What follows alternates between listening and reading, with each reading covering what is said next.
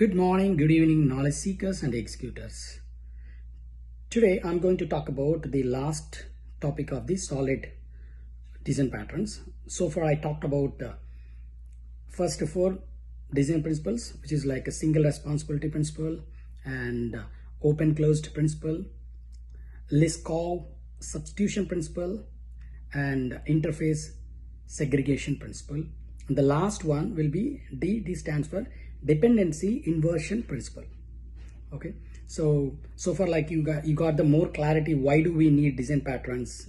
Why do we follow these solid principles to make it strong your development? The reason behind is pretty simple: durability, maintainability, and testing, which is like easy to test it. You won't break it things what is the existing code, and you can easily modify things not with the existing. You can extend things and execute it. So that is what we are leveraging all these principles, so make it our life easier, especially the developers life easier. And so with that way we can complete and achieve the long durable code in the system. So let's go with the last principle, which is dependency inversion principle. So dependency inversion principle, the basic agenda the basic principle of that is high level modules can be depend on the abstraction layer but not the lower level modules. Again, I'll repeat it.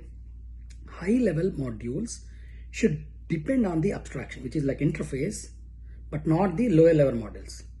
Okay, I'll give you an example on that. So before going to the example, just like understand what is high level module and lower level module. So take it like high level modules are pretty base level classes which you created, and mainly the interaction will be happening from the user, these high level modules, and lower level modules, these high level modules will be used to do all the functionality. Consider an example of employee is in a class, and what it is doing is the email notification. There is a send notification, a method. Send notification, what it is doing, it will be using a class called email sender.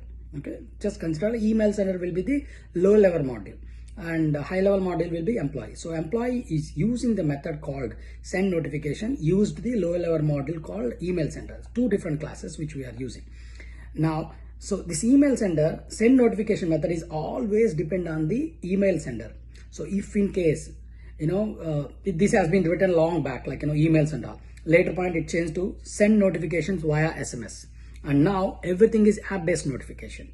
So in that context, you are almost like tightly coupled with the lower module. Eventually it will give you a lot of chaos to improve your services, especially the employee send notification has to modify it, especially to support the current features, especially the SMS as well as the app features, app notification.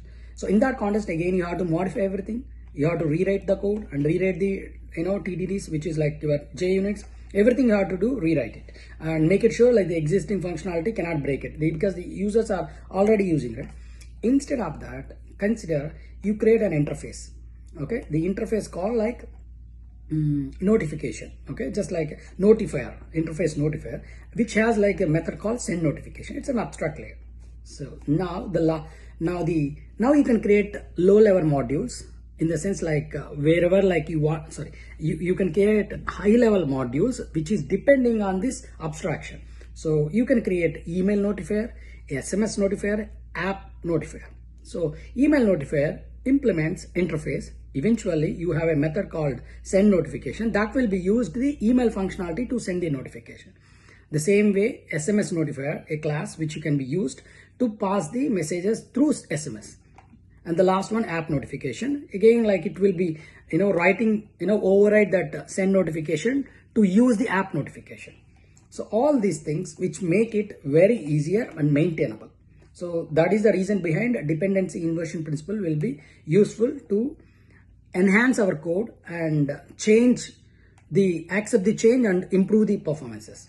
So far I discussed all these solid principles of 5: single responsibility, SLP, OCP, open close principle, LSP, Liskov substitution principle.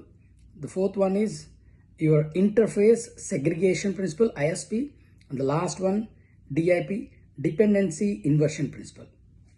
Thank you for watching my video, and please give suggestions if you have find it anything. And I'm moving forward to the other video, which is going to talk about design principles in microservices in my next video. Thank you so much.